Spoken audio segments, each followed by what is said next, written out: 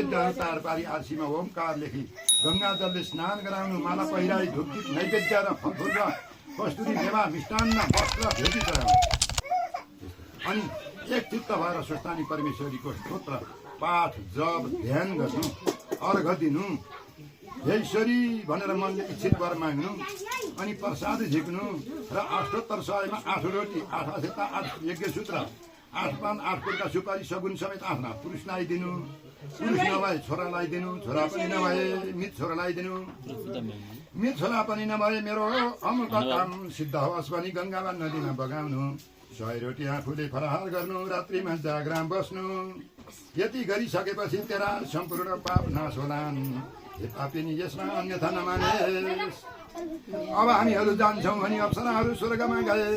त्यसपछि चन्द्रावतीले अप्सराहरूको उपदेश अनुसार साली नदीमा स्नान गरी एक भक्त रही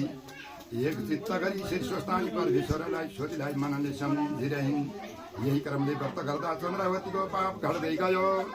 शरीरको कुष्ठ रोग पनि निको हुँदै गयो शरीर दिव्य भएर आयो महिना दिन पुरा भयो माघ शुक्ल पूर्णिमाको दिन समस्त सामग्री तयार पारी अप्सराहरू स्वस्थानी परमेश्वरीको पूजा गर्न फेरि साली नदीमा स्नान गर्न आए चन्द्रावतीले तिनलाई देखिन् र उनको नगिचै गई हे अप्सरा हो तपाईहरूको आज्ञाले पौष शुक्ल पूर्णिमादेखि नित्य स्नान गरेर एक भक्त रही नित्य मध्याह्न कालमा श्री स्वस्थानी श्री महादेवको पूजा गर्दछु अब व्रत पूर्ण गर्न सामग्री केही पनि छैन कसो गरौँ भनिन्छ अप्सराहरू भन्दछन् हे पापिनी केही पनि छैन भने साली नदीबाट बालुवा ल्याई सामग्री तुल्याई हामीहरूको संसर्गमा पूजा गर यति सुनि चन्द्रावतीले हस् भनी साली नदीको बालुवा ल्याई सामग्री तुल्याइन् श्री स्वस्थानी परमेश्वरीको व्रतको प्रभावले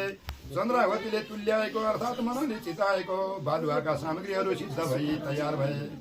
त्यो देखेर चन्द्रावती मनमा आनन्द मानी धन्य धन्य श्री स्वस्थानी परमेश्वरी भन्दै अप्सराहरूलाई बालुवाको सामग्री सिद्ध भएको कुरा सुनाइन् उनीहरूले पनि बालुवाको सामग्री सिद्ध भएको र तिनको शरीर दिव्य भएको देखेर आश्चर्य मान्दै भने सुन्दरी हामी आजसम्म तँलाई पापिनी भन्दथ्यौँ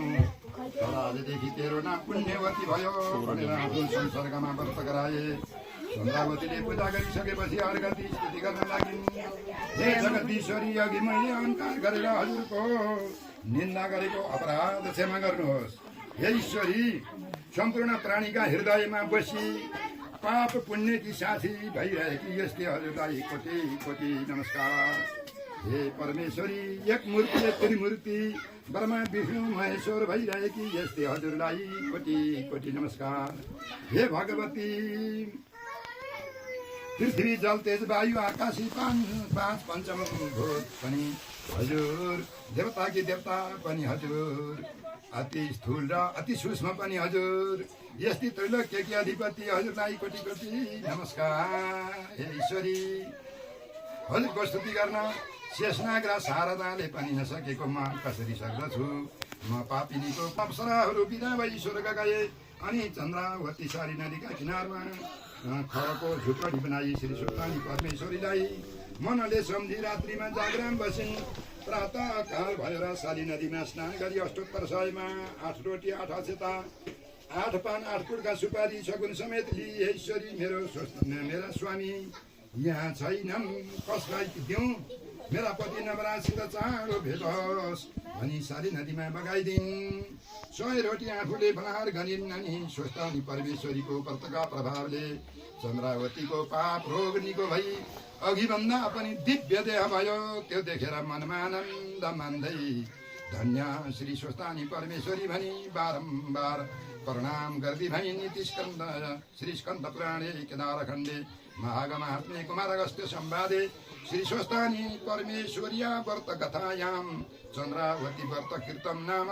षड्विंशोऽध्याय हरये नमः।